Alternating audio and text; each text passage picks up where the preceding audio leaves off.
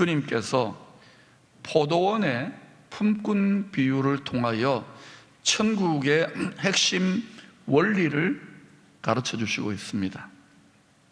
품꾼은 오늘날로 말하면 하루 벌어서 하루 먹고 사는 일용직 근로자에 해당될 것입니다. 과거에 노예제나 몸종들이 있는 시대 또는 비정규직이라도 일단은 어느 정도는 몇 달, 몇 년은 신분이 보장되잖아요. 그러나 이 일용직 근로자 품꾼들은 만약에 하루 끼니 일거리 없으면 그냥 쫄딱 굶는 거예요, 가족들이. 그러니까 사실은 더 비참한 거예요. 가장 그 사회의 최하층 계층이라고 할 수 있습니다. 하루 공쳐버린 품꾼들, 얼마나 그들이 비참하고 마음이 괴롭겠습니까? 일거리 집으로 돌아가는 그 가장의 마음. 품꾼에게는 누군가가 자신을 믿어주고 선택해서 일거리 준다는 그 자체만으로도 황송합니다. 감사합니다. 감지덕지. 이게 웬 은혜입니까? 은혜예요, 은혜. 품꾼들이 일한다는 자체가 은혜입니다. 자기를 택했다는 것 자체가 은혜예요. 그런데 오늘 여기 본문에 보니까 품꾼들이 고용되는 4가지 시간대가 나옵니다. 각각 시간이 다릅니다. 제3시, 제6시, 제9시, 제11시. 이스라엘 시간이기 때문에 오늘날 시간으로 바꾸려면 6시간을 더 하면 됩니다. 그러면 이 시간들은 오늘날로 말하면 따라합시다. 아침 9시, 낮 12시, 오후 3시, 오후 5시. 이스라엘 시간으로 말하면 영업시간, 해점 오는 시간은 6시거든요. 오후 5시간에 부름받은 품꾼은 1시간 일하는 겁니다. 주인과 약속을 하고 품꾼들이 포도원에 일하러 들어가는 이 각기 서로 다른 시간대에 대해서 교회 역사 2000년 동안 많은 해석들이 있습니다. 신학자들이 저마다 이런저런 해석을 내놓습니다. 네, 그 해석을 제가 다 살펴본 건 아니지만 대충 훑어보니까 크게 3가지로 정리할 수 있습니다. 이 시간대에 대한 해석이. 첫 번째는 신구약 성경에 걸쳐서 나타나는 하나님의 구속사, 구원사의 점진적인 계시. 우리 농사로 말하면 하나님의 구원 농사의 타임테이블이 4단계로 구분되어 나타난다는 거예요. 아담으로부터 창세기 족장들의 시대는 아침 9시 이런 식이에요. 모세를 통하여 출애굽하여 민족이 형성되는 시기는 낮 12시, 또 유다 왕국이 만들어지는 것은 오후 3시. 유대인의 왕이고 온 만왕의 왕으로 오시는 예수 그리스도가 초림하시고 재림하시는 그 때가 바로 문 닫기 직전에 오후 5시. 이렇게 구원의 점진적인 계시의 시간표로 보는 해석도 있습니다. 두 번째는 유대인 성도들이 이방인 성도들과 함께 구원받는 시간 차이가 있는 거예요. 성경을 연구해 보면 유대인 예수 그리스도는 하늘의 미랄이 밀입니다. 밀이 초실절에 밀이 드려져요. 우리는 그러면 이방인들은 뭘까요? 우리는 보리문딩이, 우리는 보리입니다. 보리. 그래서 밀과 보리가 자라네, 밀과 보리가 자라네. 밀과 보리가 지금 하나님의 구원 농사를 위하여 자라나고 있습니다. 여러분 잘 믿음 안에 성장하기를 축원합니다. 자라나지 않으면 안 돼요. 열매 맺지 못하면 안 돼요. 열매 맺지 못하는 가지는 추수 때에 농부가 잘라가지고 태워버립니다. 반드시 열매를 맺어야 됩니다. 열매 맺기를 소망합니다. 자라서 열매 맺어야 돼요. 그런데 밀과 보리가 자라서 이제 추수할 때 로마서 9장, 10장, 11장 보면은 이방인의 충만한 숫자가 돌아오게 되면 그동안 예수의 복음을 외면했던 유대인들도 충만한 숫자가 돌아오기 시작해요. 하나님의 곡간 창고, 수장절 창고에 간수하기 위해서. 근데 그때에 또 자라나는 게 하나 더 있습니다. 가라지라고. 보리하고 비슷하게 생긴 독보리도 막 자라나는 거예요. 그래서 요새 교회가 막 전 세계 교회가 힘듭니다. 왜 그러냐? 독보리가 자라나기 때문이에요. 그게 꼭 안 좋은 것만은 아닙니다. 교회를 깨우고 성도들이 하나님의 능력을 구하고 강하고 담대해지고 지혜로워지고 슬기로워지고 하나님의 열렬한 사랑에 사로잡힐 수 있는 좋은 계기가 되기 때문에 꼭 나쁜 것만은 아니에요. 저같이 초보 농부는 그거 다 뽑고 싶은데 다 뽑아서는 안 돼요. 하나님은 추수 때까지 두라 그럽니다. 포도원 문 닫을 때까지 두라 그럽니다. 유대인과 이방인들의 구원받는 시점 차이로 해석하는 분들도 있고, 세 번째는 한 개인의 인생사를 통하여 그의 라이프 사이클을 통하여 생애 주기에 진실로 회개하고 예수 그리스도를 믿고 구원받는 시점으로 해석하는 분이 있습니다. 영국의 유명한 설교의 황태자라는 별명을 가진 스펄전 목사님이 이런 해석을 합니다. 예를 들어서 모태신앙이거나 유년기에 예수를 회개하고 진실되게 알았다, 믿었다. 또 청소년기에 예수를 믿었다. 요즘 우리 교회 학교가 참 잘해서 감사해요. 아이들이 어린 시절에 영적으로 철이 들고 쭉 가야 됩니다. 할렐루야. 자, 이런 해석들을 종합해서 적용해 보면 지금이 21세기 때 여러 가지 징조들이 나타나고 있습니다. 코로나뿐만 여러 가지 많은 일들이 전 세계에 일어납니다. 그러면 지금 이때 우리들이 신앙생활하고 복음의 일을 하고 있는 이때는 여러분이 한번 판단해 보세요. 아침 9시입니까? 난 12시입니까? 오후 3시입니까? 오후 5시입니까? 어디에 해당될 것 같아요? 일부 예배 때는 오후 5시라고 합니다. 문 닫기 일보 직전. 다시 말하면 오후 6시에 해가 저물어서 포도원 문 닫기 직전에 부지런히 잘 열매 맺은 포도들을 추수할 때인 거예요. 그때 부름받은 주인하고 계약을 맺은 품꾼들일 수도 있다 이거예요. 저는 오후 5시로 생각합니다.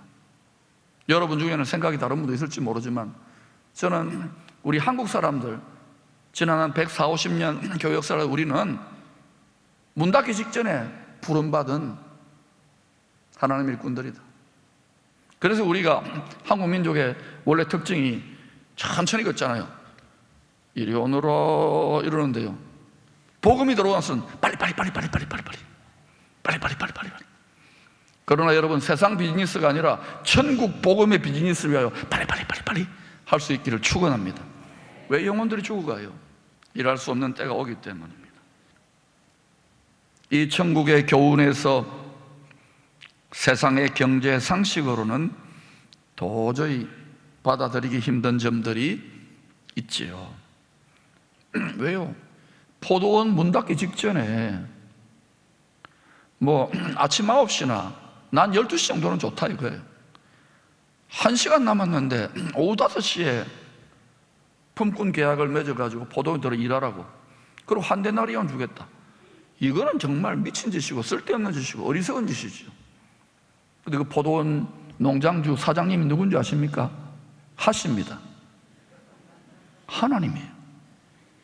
하나님의 미련하고 어리석어 보이는 짓이 인간의 지혜와 장깨보다 낫다는 걸 아시기를 축원합니다. 복음 전하는 것은 미련한 짓같이 보여요.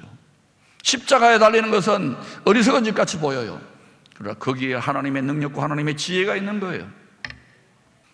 또 9절에서 14절을 보면 포도원 문 닫기 직전에 부름받은 일꾼들이나 아침 9시부터 하루 종일 일한 일꾼들의 품삯이 다 한 데나리온. 한 데나리온은 노동자 하루 품삯입니다. 좀 후하게 쳐져서 10만 원이라고 하십시다. 요즘 일당이 얼마나 되는지 모르겠지만 한 데나리온 10만 원 무조건 들어와서 일하면 10만 원 일당 계약을 맺었기 때문에 주인이 한 데나리온씩 일한 사람들에게 다 나눠주는 것은 고용계약에 전혀 위반될 것이 없습니다. 고소고발해도 법적으로 아무 문제가 없습니다. 맞습니까? 그러나 입장을 바꿔놓고 우리가 아침 9시부터 하루 종일 땡볕에서 막 허리가 아파가면서 땀 흘리면서 열심히 수고하고 충성하고 때로는 고생도 하고 고난도 받으면서 포도원을 섬기고 주님을 섬겼는데, 그런데 우리가 달랑 받은 게 한 데나리온, 일당대로 약속대로 10만 원 받았다. 그런데 뒤에 1시간 일한 놈이 똑같은 10만 원 받아요. 여러분 같으면 입이 삐져나오지 않겠습니까? 12절과 같이 당연히 저도 불평했을 겁니다. 나중은 이 사람들은 1시간밖에 일하지 아니하였거늘 그들을 종일 수고하며 더위를 견딘 우리와 같게 하였나이다.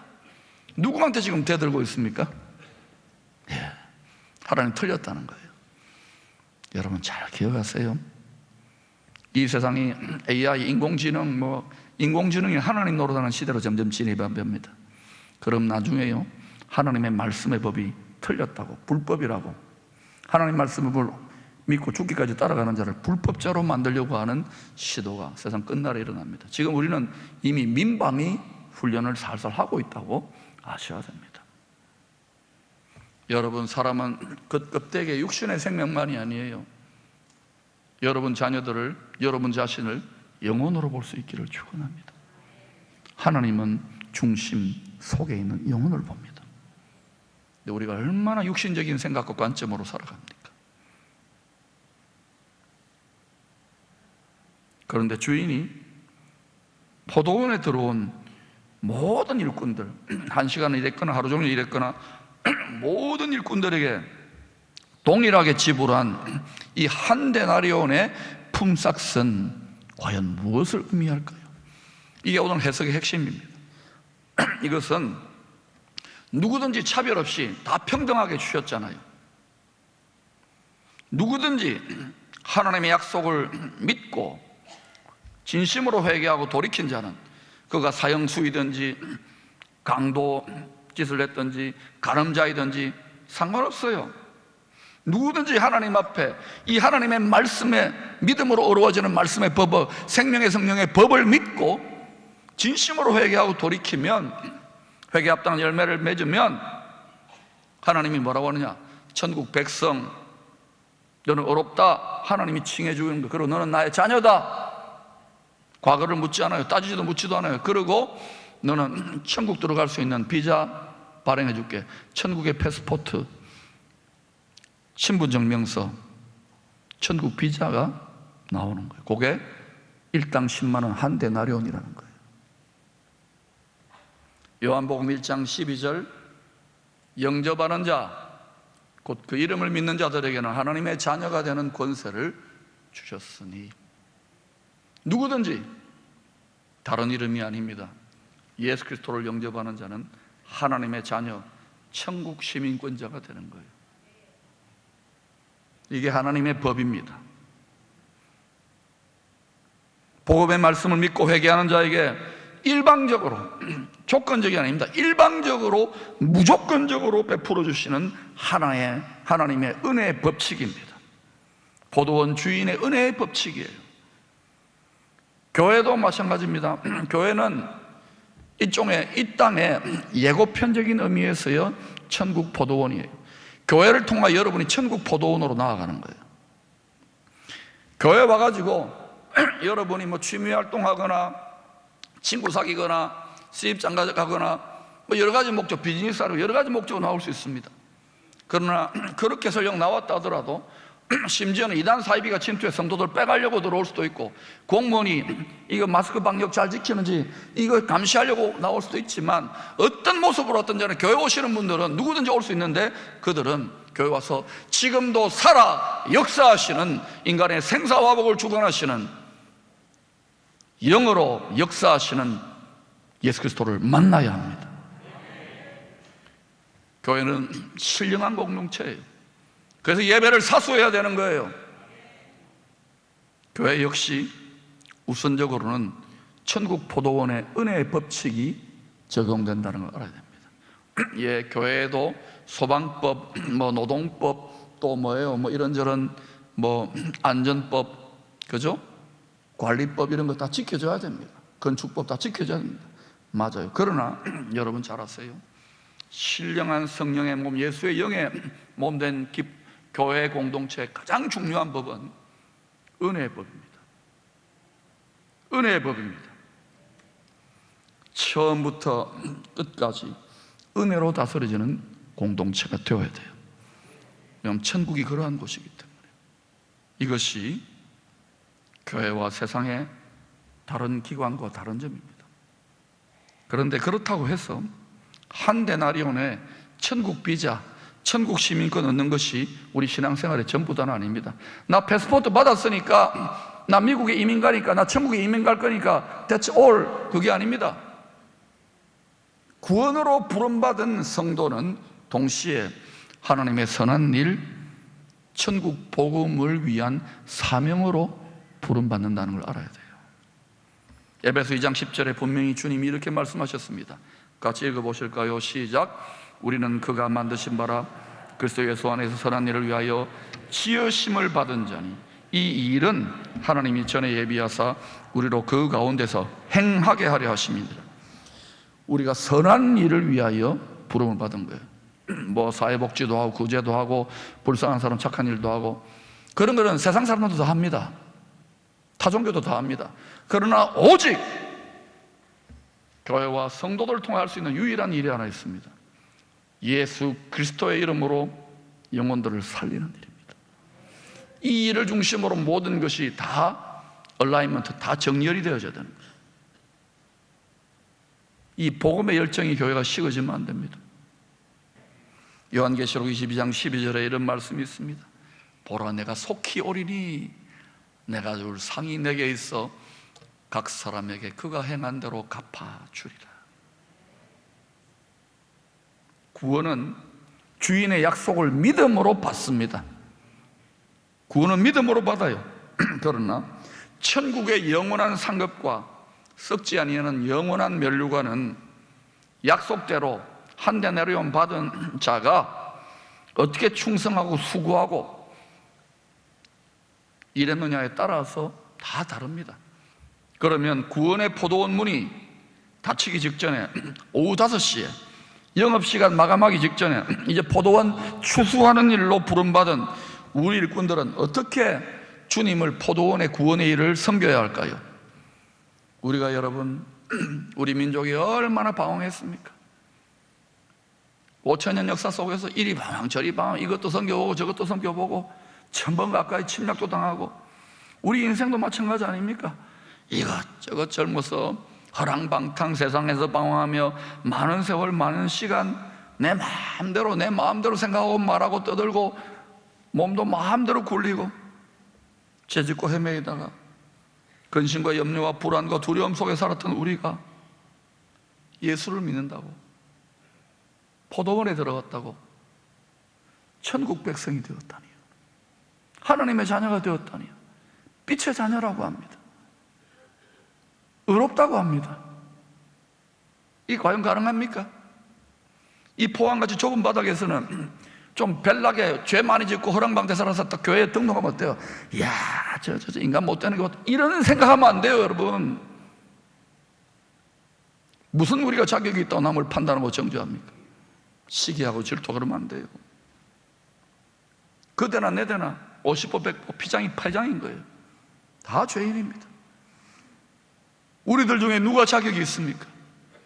우리가 하나님의 자녀가 됐다는 이게 웬 은혜입니까? 어메이징 그레이스죠.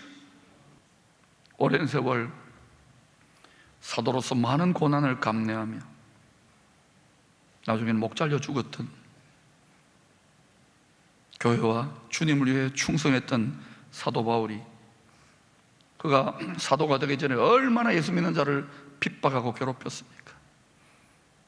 그가 철이 들어서 자신의 삶을 어떻게 회고하는지 우리 같이 한번 읽어보십시다. 고린도서 15장 10절 시작. 그러나 내가 나 된 것은 하나님의 은혜로 된 것이 내게 주신 그의 은혜가 헛되지 아니하여 내가 모든 사도보다 더 많이 수고하였으나 내가 한 것이 아니요 오직 나와 함께 하신 하나님의 은혜. 성과입니까? 보상입니까? 쟁취의 투쟁입니까? 아니에요. 바울은 누구보다도 죽도록 고생하고 순교까지 했는데도 이 모든 것이 끊을 수 없는 그리스도 안에 있는 하나님의 사랑 안에서 은혜로다. 그는 이 세상의 모든 걸 다 버렸어요. 영원한 아버지 집, 천국의 포도원, 새 예루살렘의 상을 바라보았어요. 그 상을 바라보았어요. 그래서 온갖 시름과 고난과 역경 속에서도 내가 기뻐하노니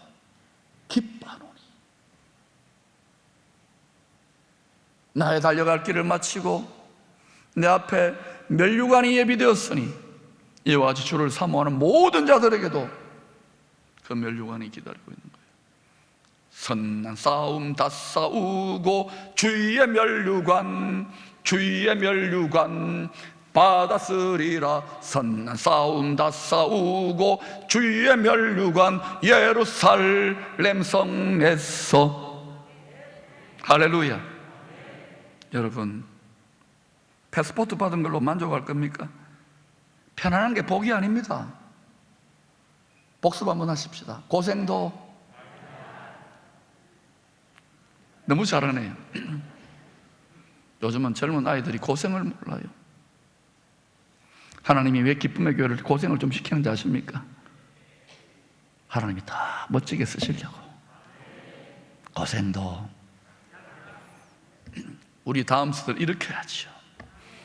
얘들은 고생을 모르기 때문에 약간 늙은 우리들이 고생하십시다.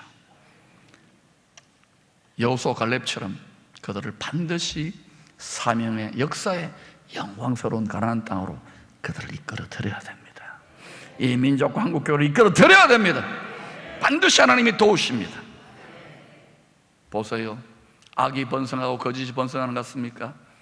성도들이, 교회가, 그리스도의 군사가 잠에서 깨어나면 그 회초리를 하나님이 딱 부러뜨립니다. 바벨론을 보십시오, 아시리아를 보십시오, 애굽을 보십시오. 다 딱딱딱딱 부러뜨려요. 그러므로 두려워하지 마시고 여기에 하나님의 종말적 승리의 예고편이 이 민족과 이 나라 가운데 나타날 수 있도록 선봉에 선 유다지파의 교회와 같이 기도할 수 있기를 축원합니다. 바울은 깨달았어요. 은혜구나. 그래서 바울은 은혜가 왕노릇하는 천국, 저 영원한 천국을 바라보았어요. 교회도 마찬가지예요.